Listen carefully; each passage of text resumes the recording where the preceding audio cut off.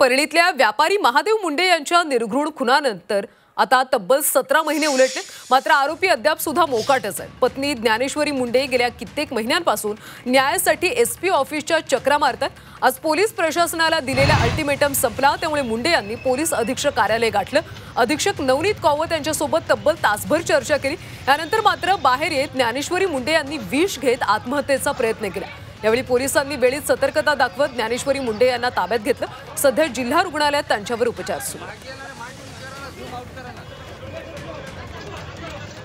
ज्ञानेश्वरी महादेव मुंडे नावाची महिला यांना 12:30 वाजता आपले जिल्हा रुग्णालय बीड येथे दाखल करण्यात आले। पेशंटनी विषारी औषध प्राशन केले याची प्राथमिक माहिती भेटली, त्यानुसार आम्ही अपघात विभागामध्ये त्यांचे योग्य ते उपचार केले आणि त्यानंतर पेशंटला ऑब्झर्वेशनसाठी ICU मध्ये दाखल करण्यात आलेलं आहे। सध्या पेशंटची कंडिशन स्टेबल आहे।